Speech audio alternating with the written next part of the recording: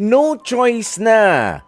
Kasi si Wilson at si Marie gusto na raw pong tapusin ang 10 buwan nilang relasyon. Ha? Papaano ba naman? Ni isa raw sa kanila ayaw magpatalo sa tuwing nag-aaway sila. Sa bawat kasi hinala o yung mga duda-duda, ang katapat daw niyan ay walang katapusang awayan. Kaya gustuhin mang ayusin ang kanilang relasyon, papaano naman daw mangyayari yun kung sa bawat pag-uusap, wala namang nagbababa ng halos magkasintaas nilang mga pride. 10 months old pa lang ang relationship, di ba? Pero pataasan na ng pride ang labanan. Dapat yata pinadala natin sa Olympics to walang bibigay. Pero kausapin na nga po natin mula po sila sa Antipolo, parehong 28 years old. Unahin na natin si Marie. Marie, magandang tanghali sa'yo. Gandang tanghali po. Marie, okay, 10 months na kayo nitong si Wilson. Ano ba yung mga pinag-aawayan nyo naman kasi? Marami. May mga malilit na bagay, may malalaki. Tapos, hindi naman din kami nakakapag-usap ng maayos kasi nga gawa rin ng minsan busy. Busy? Ba't nag-away pa kayo? Busy naman pala kayo. Anong pinag-awayan nyo kung busy kayo? Hello, Marie. Hello? Oo. Hindi, particularly, yung mga madalas ninyong pinag-aawayan, yung parehas nyo bang pagiging busy sa mga trabaho? May trabaho ka ba, Marie?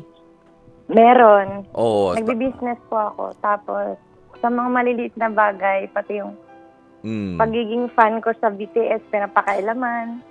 Pagiging Pati fan. sa business ko. Fangirl. Nagpa-fangirling itong si Marie. Okay. Si Wilson ba meron namang trabaho rin? Ngayon po wala. Ayan. Pero, kwentuhan mo nga kami doon sa, sabihin na nating first 3 months ng relationship ninyo. Kumusta si Marie at si Wilson? Siyempre, hindi mo naman siya basta sasagutin kung hindi mo naman din siya gusto. Tama? Apo. Ayan. Kumusta yung first 3 months ninyo? Yung first 3 months, okay naman kasi dati na kaming magtropa. So, parang okay na, compatible. Parang okay lahat. Parang smooth lang. At saka responsible naman siya ng mga time na yun. Tsaka, yun, parang naiintindihan namin isa't isa. Pero nung mga tumatagal-tagal na ng ilang buwan, parang may nag-iiba na. Parang hindi na siya dati yung tropa. Parang hindi na siya dati yung unang pa na kami mag-jowa. Nabanggit mo na magtropa kayo, and when you say tropa, hindi naman lahat ng mga kakilala o mga kaibigan mo lang ay tatawagin mong tropa kung hindi din naman ganung katagal ang pinagsamahan ninyo. Gano'n na ba kayo katagal na magkaibigan nitong si Wilson bago kayo naging kayo? Simula nung high school. Matagal na. Baka naman kayo ay naligaw lang o ang pagtrato nyo sa isa't isa bumaba ulit dun sa pagiging magtropa, hindi kaya? Pwede rin po. Kasi 'di ba kapag ka magtropa tayo, yung mga biruan natin na pang tropa, medyo hindi ganun ka-sweet. Yan, puro kalokohan, puro biruan. 'Di ba ganun 'yun? Oo, Usually. parang nagiging akala kalma lahat. Parang okay yung lahat. Parang kalma lang. Kapag ka nagtampo, ay, tropa naman yan, patatawarin ako niyan. Yung ganung attitude. 'Di ba? Pero nakakalimutan nyo sigurong dalawa na kayo ay nasa relationship na. At bukod sa pagiging tropa, ay magjowa na kayo. Hindi kaya naliligaw sa tingin mo, Marie? Isang factor din po. Isang siguro. factor. Kaya maganda na tanungin naman natin sa pagkakataong ito, si Wilson naman. Wilson, nasa kabilang linya. Magandang tanghali sa iyo, Wilson. Magandang tanghali po, Kuya Poy. Narinig mo naman yung pag-uusap namin ni Marie. Ha? Opo, dyan lang po mabait yan, Kuya Poy. Ay, teka, para may hugot agad si Wilson, ha? Dito lang sa pag-uusap namin mabait si Marie. Sige, magkwento ka, Wilson. Ano ang gusto mong sabihin talaga sa amin?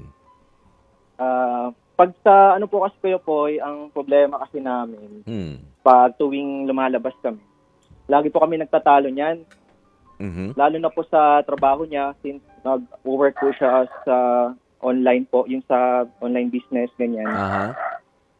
pag kausap ko niya yung mga kasamahan niya, ang bait-bait ko. Pero pag kami na, sobrang ang dami ng away, ganyan. Tinatanong, bakit ganyan yung pinapakinggan mo? Imagine, Kuya Poy, pinapakinggan ko lang yung Bini. Mag-aaway na kami. Bini. Siya naman, Hindi nga ako fan nun. Ano raw? Yun na nga hindi kasi siya fan ka ng BTS. Ano naman kung fan ka ng BTS, ba't di mo ako hayaan makinig ng music?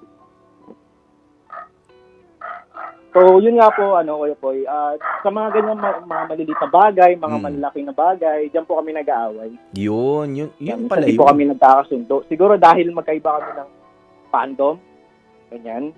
Lagi yan, pag nakikinig ako ng patropi ko, yan, lagi kami mag-aaway niyan. So, tuwing hinahatid ko siya sa bahay niya, lagi yan, hanggang sa pag-uwi, pag-uusapan namin yan. Bakit mo idol yan, ganyan, bakit idol mo yung mga babae. Sige, ano naman sinasagot mo? Bakit? Idol mo rin naman yung lalaki, Yun. BTS. Bakit mo nga ba idol ang Bini, Wilson? Ano po kasi, Kuya Poy, yung vibe, kumbaga, tuwing nagda-drive kasi ako, nagigising kasi ako Kumbaga yung vibe ng Bini, nakakagising talaga. Kumbaga, pampalit sa kape. Ano nga yung tawag sa mga fans ng Bini? Blooms. Mga blooms, Fan di na ba? fan eh. Paano? Ano yun, Marie? May sinasabi ka, Marie? Sige. Fan na fan talaga. Fan na fan. Okay. Sige, bakit naman nagagalit ka kung fan itong si Wilson ng Bini? Marie, ikaw fan din naman ng BTS. Kasi pag lalaki fan yung babae, parang nako-compare kasi minsan. Saan? Ayun Sabi nga. niya, ang ganda naman ni Mika. Mga ganun-ganun. Kung maganda naman talaga yung tao, kino-compare ba sa'yo? Kasi iba yung kinukumpara sa ina-appreciate lang yung beauty nung isang celebrity o isang performer. Sinasabi ba sa'yo ni Wilson na ang ganda naman itong si Bini something. Hindi katulad mo, ang pangit, ang gaspang ng balat. Hindi naman may siguro ganyan. ginaganon, May di ba? ganyan talaga May siya. ganon. Ikaw naman pala, Wilson Totoo ba Ay, yun? hindi po, Siya, Kuya Poy, hindi po. siya. Ano yung sinasabi mo? Exaggerated lang po yung kwento niya, Kuya Poy. Kaya diyan po kami nagsisimula dahil sa pagiging OA niya. Sige. Marie, eto na ang pagkakataon ninyo ni Wilson, Hindi muna ako makikialam sa inyo. Ano talaga, bukod sa Bini, bukod sa pagiging BTS fan ninyo, ano ba yung mas malaki pa na sa tingin nyo, seryosong dapat nyong pinag-uusapan dito sa relationship na to. Hindi yung ganyan na fan ako ng ganito, ayoko nang sinusundan mo, ayoko rin niyang sinusundan mo. O sige, Marie and Wilson, ano pang gusto nyo talagang pag-usapan na dalawa? Go! Ikaw muna. Ako? Oo. Di ba ikaw? Alam, Gusto si mo ba Kuya. ikaw? Okay. Sige, ikaw na. Sa akin, Kuya Poy, siguro rin sa trabaho niya, sobrang lang po kasi siya. Sobrang dedicated kasi sa trabaho niya So, minsan parang dahil wala rin akong work, kumbaga minsan, naisip ko kasi siya na lang lagi nagtatrabaho, nagpo-provide ganun. Kumbaga parang natatapakan pa yung ego ko. Kasi before, ako kasi yung nagpo-provide sa amin. Dahil nawalan nga ako ng trabaho, ngayon, parang big deal sa akin yung tuwing lumalabas siya, ganun. Dahil nga, naiintindihan ko naman na dahil trabaho niya yun. Pero minsan, sobra na din po kasi na kahit yung mga kasamahan niya, gabi na sila umuwi, ganyan. Ba't di mo na lang samahan, Wilson? Di ko po kasi masamahan, Kuya Poy, kasi po yung family niya, kasama niya din po. Ano ba ang trabaho yun? Sino po, Kuya Poy? Ako po? Hindi, anong trabaho yun, yung sinasabi mo? Na Ay, ginagawa sa trabaho po niya, sa online business po, nagmi-meet po kasi sila ng mga clients. Okay, nagmi-meet halfway para dun sa mga produkto. Tama? Deliver, Opo. tapos bayad, COD. Apa. Okay. Sige, Marie. Paano yun? Ba't hindi mo nalang bigyan din ng papel itong si Wilson na makasama siya? Gusto naman palang tumulong. 'Di ba? Para hindi naman din daw naapakan yung ego niya. Hindi po, kasi minsan, hiyaya ko naman siya. Kaso inuuna niya po yung pagbabasketball niya. Sabi niya kasi naka-commit na siya sa mga kasama niya. So kapag parang lagi na lang akong nasa labas dahil sa work ko, minsan parang pinagsisilosan kasi nga gabi na, tapos siya na may kasama, tapos lalaking kasama. Siyempre sa business, iba-iba yan. Parang pinapaintindi ko naman din sa kanya na wag niyang tignan yun na dahil sa ako lang yung nagtatrabaho kasi para sa aming dalawa rin naman talaga yun. Eh kapag ka ba ganyan na ikaw nagtatrabaho, baka mayat maya naman kinakantsawan mo siya, kailan ka ba magtatrabaho? Kailan ka ba magiging empleyado ulit? Kailan ka ba makakapag-contribute sa pagde-date natin? Baka naman may ganun na mga ganap, ha, Marie? Nakuha niyo po, Kuya Poy. Nakuha niyo po. Ha? Ayun. So may konting, hindi ba konti? May konti kasi baka masanay na nawala. Oo. O, yun naman pala. Siyempre kailangan Wilson. mo rin minsan hapyawan ka minsan para ma-realize mo rin na ay bakit siya lang yung nag-work, bakit dapat pati ako din, gano'n.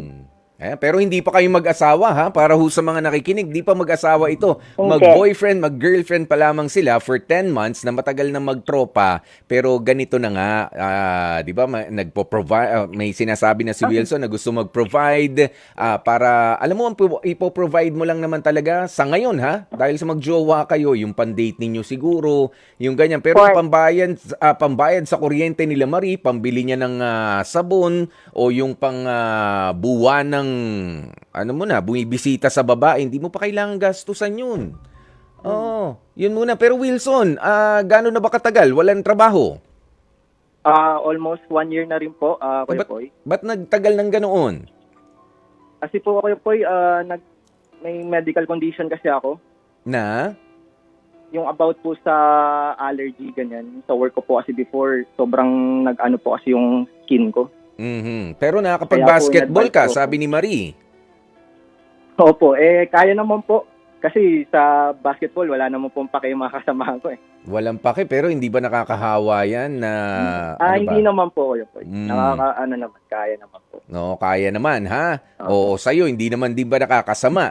Ayan, pero Wilson, ayan, sagana nakakilos ka naman ng ganyan, and I think meron ka namang clearance, para makapaghanap ng trabaho, tama?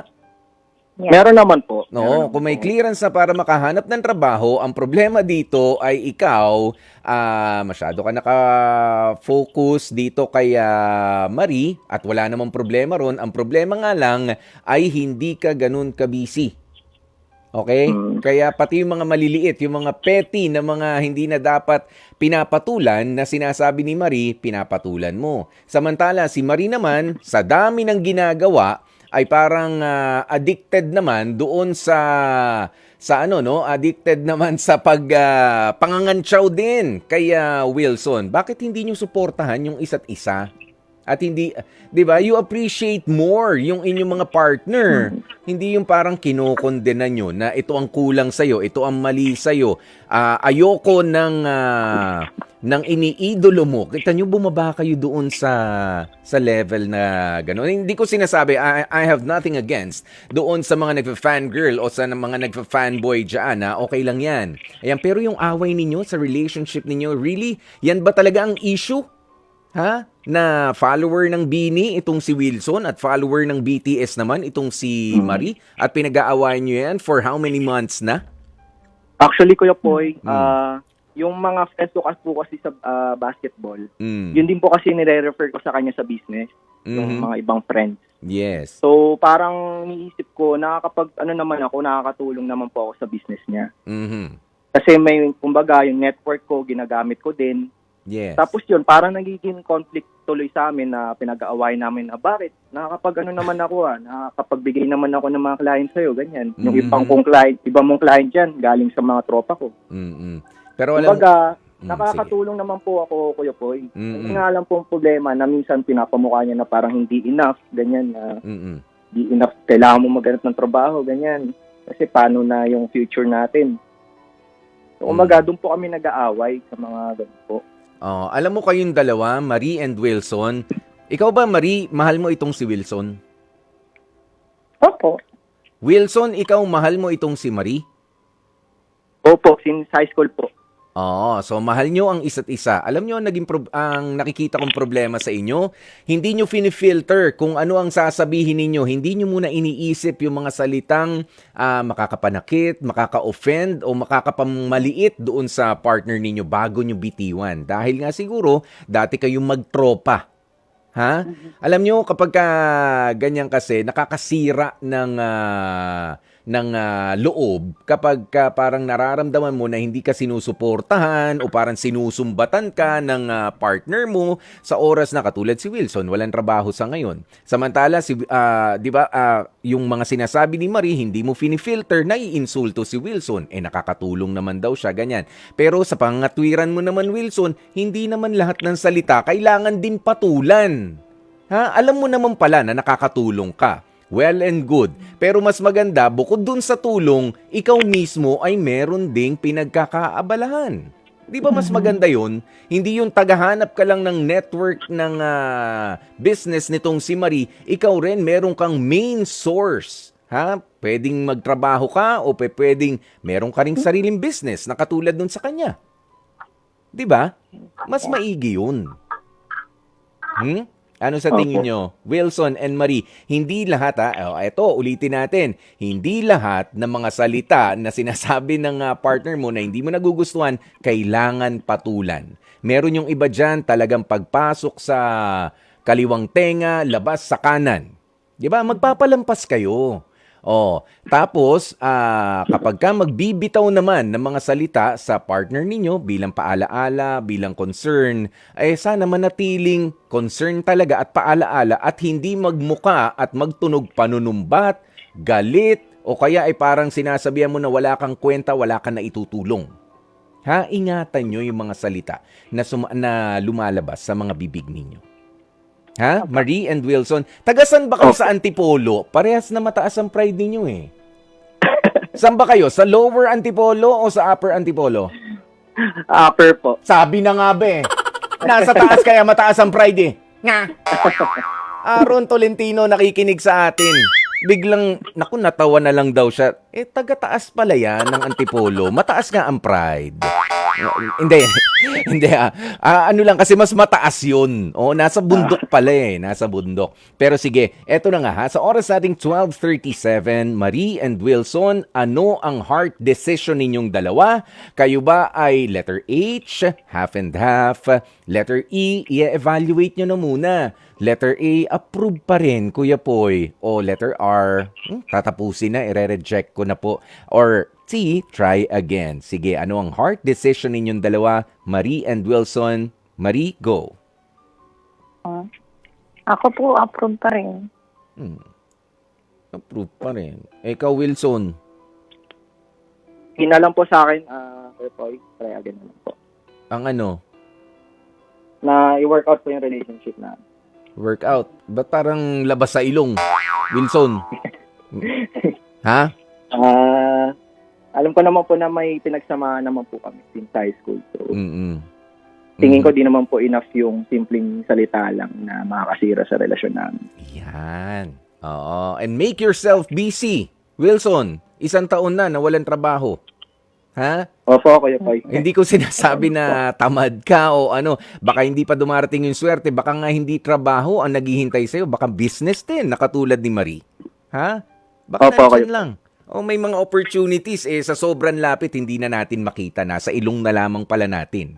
'Di ba? Susundutin mo na lang. Iyong-iyo na. Nakuha mo na yung opportunity. 'Di ba? Ganoon yon. Marie. Marie. Yes po. Marie ha, araw-gabi, iingatan ang mga sinasabi at lumalabas sa bibig na mga salita. Okay? Opo. Yan, sigurado kayo? Happy ba kayo sa decision ninyo? Ba't parang nabilaukan na si Marie, parang labas na sa ilong yung kay Wilson. Ano ba yan? Happy naman po, Kuya Poy. Narinig ko naman yung niya, yung point niya. So, okay lang. Yan, magbigayan kayo ha? Opo. Oo, magbigayan. Okay, hindi lahat kailangang patulan. Okay?